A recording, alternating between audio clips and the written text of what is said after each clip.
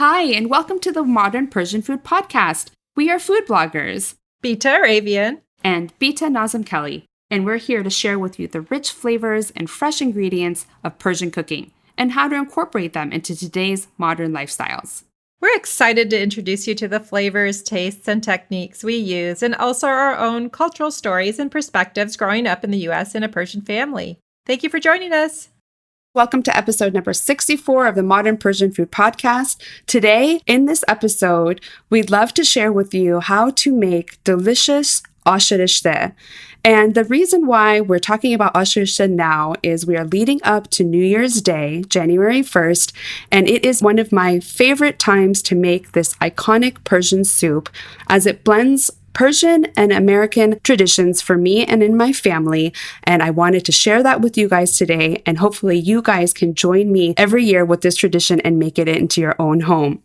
As always, I'm joined by my lovely co-host Bita, and we're going to go through some fun versions of how to make Aash Reshteh today, so you can do this too. Hi Bita June. Hi Bita, how are you? I'm doing well, thanks. I am happy to be here and happy to share how to make Aash Reshteh because it's so good. It's so delicious, so comforting. Always a great opportunity to make it. But as we start our new year, because as you know, Aash Reshteh is traditionally served for Persian New Year, the first day of spring. But I do like making it at the beginning of the calendar year to blend cultures and have the prosperity and the good luck associated with Aash Reshteh, and also to include a special ingredient, black-eyed peas, into our version. So let's talk about that. I love how you have great ideas for how to blend cultures and traditions that way. And it is such a favorite soup in our family. Whenever a grandma or a mom, or if I happen to make a pot of it, or Bob's cousin in the back shares it with us, everyone is so happy. And I'm so happy because it's super nutritious. Yeah, the soup itself is a pretty hearty soup. When we talk about ash, which translates to like a hearty soup, there's multiple different types of ashes. So this one is Aash Reshteh. So Reshteh refers to the noodles that are in this beautiful soup. It's pretty hearty. It has a ton of herbs and vegetables in it with a variety of different kinds of beans. Bita, tell us about the noodles that we use for this beautiful soup. If I were to try to title this in English, I would probably call it either like Persian herby noodle bean soup or some shorter version of that. But definitely the noodles and the herbs and the beans are a big part of it. If you want to make it authentic, I would look for the actual Reshteh noodles in a Middle Eastern market or try to order them online. They're a flat noodle, slightly saltier and starchier, and I happen to have some right here, than, an Italian noodle. However, if you can't get a hold of them, you can certainly use any type of a flat noodle like a linguine or a fettuccine, or in a bind, you can use spaghetti. I think ultimately, to me, it's the herbs and spices and the topping that make it really stand out and make it have the flavor that I'm expecting. Mm-hmm. The herbs are a really big piece of Aash Reshteh as well. Which herbs do you use in your recipe, Bita June? Yeah, I use a bunch of different herbs. Actually, I use a combination of fresh and dried herbs. The fresh herbs that we use is parsley, cilantro, dill, mint. Mint, you could have the dry version as well. Depending on how much ash you're making, a few different bunches of each of these different herbs. You have to wash them and then chop them up coarsely. In the recipe, you saute a lot of these herbs and they cook into the soup. The other version that we use herbs is actually as a topping. When we garnish the completed soup, we use fried mint. So we have dried mint that we actually fry in a little bit of oil, being careful not to burn it. And then we use that as a garnish on top of the ash. There's a lot of onions and spring onions, and also in that family, leeks. Those are a key component of the recipe as well because they bring a lot of flavor. When we do make the recipe, we start off actually with the onions and sauteing them to caramelize them a little bit and make them a little bit softer. And those really add a ton of flavor to it. One thing about Aash Reshteh and about my tradition is I'm not such a stickler on having to have the recipe be exactly perfect or authentic to what an Aash Reshteh recipe is. A lot of times I'm pulling this soup together. If you look at my blog, I have two versions of Aash Reshteh. I have a long traditional method about soaking the beans and getting everything fresh and chopping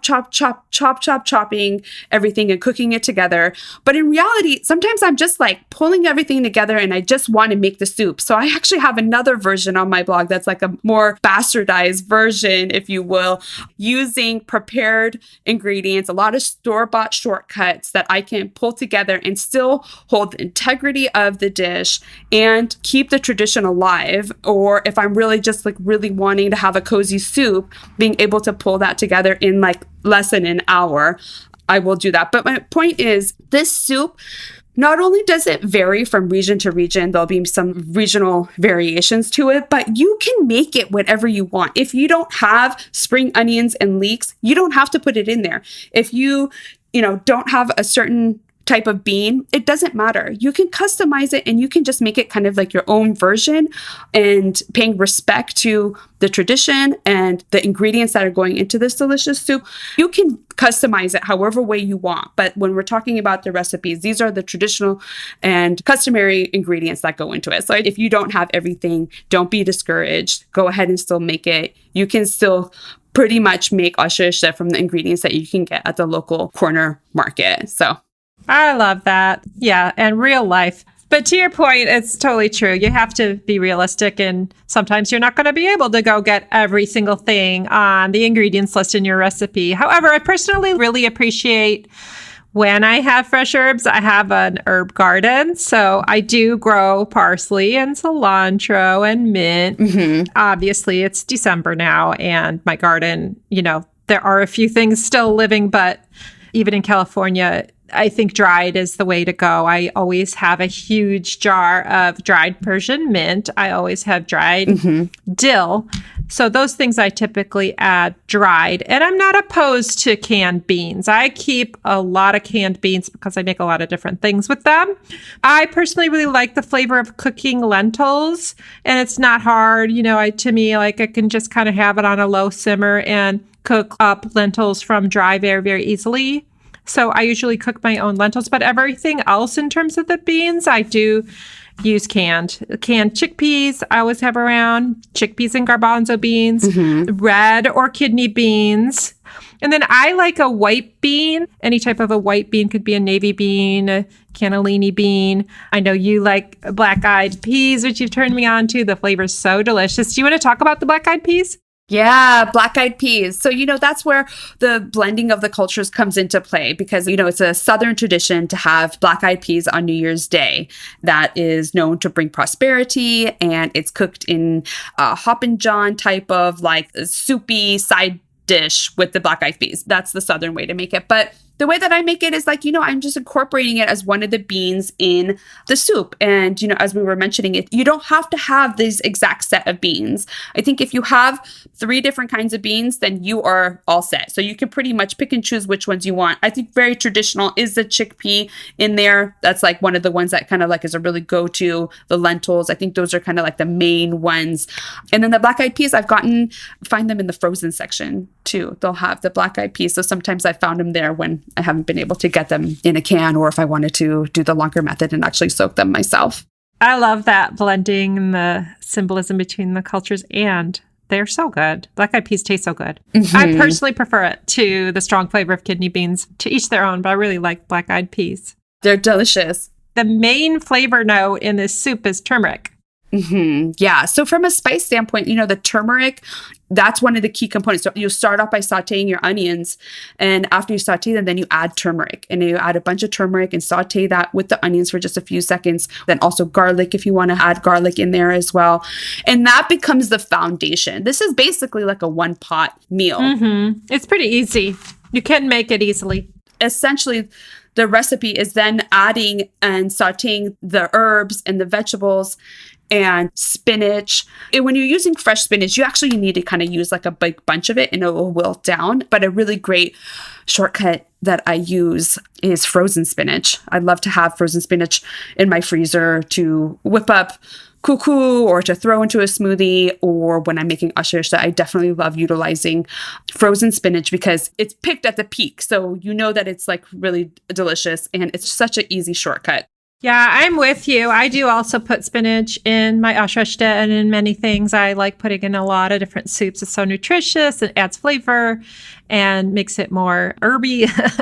Like any Persian recipe, there are variations from family to family and from person to person. And some people use spinach. Some people don't use spinach. Some people have their own versions. And I know that, for example, with the Aash Reshteh, my mom uses spinach. My mother-in-law does not use spinach. Some people do, some people don't. And absolutely, though, if you're going to use fresh herbs and fresh spinach, it's going to take like a couple of big bunches and a lot of the herbs because they cook down. There's a lot of water in them. I think the same probably holds true with the frozen. And so you're going to need a lot of herbs for this soup. So you add it to that pot that has the onions and the turmeric. Another spice that I sometimes use with my Aash Reshteh, I do add a little bit of my secret ingredient of cinnamon, like half a teaspoon in there. And it just adds a little bit of warmth and coziness. But that's in there. We throw all the herbs in there, saute them up a little bit in the oil. Then depending on if you're using canned beans or you've soaked your own beans overnight, you put the beans in there. And then the traditional way is to actually cover it with water and cook it in water. Some people like to make a broth and use it, but the soup itself can be vegan. If you don't use cash, the soup can be completely vegan. So you throw that all in the pot after all the vegetables have cooked down. Then you add your noodles and make sure it has enough water. A lot of times those beans and those herbs will all absorb a lot of the water. So make sure it's all submerged. And then you add your noodles, you cook those, and then you're pretty much ready to serve. But let's talk about cash because some people love kashk as a garnish. They love it inside the soup. Some people can't have Aash Reshteh without kashk. What is kashk? So kashk is one of those ingredients that has a little bit of a polarizing effect depending on if you love it or you hate it. But what kashk is a fermented dairy product that is super salty. It looks kind of like yogurt.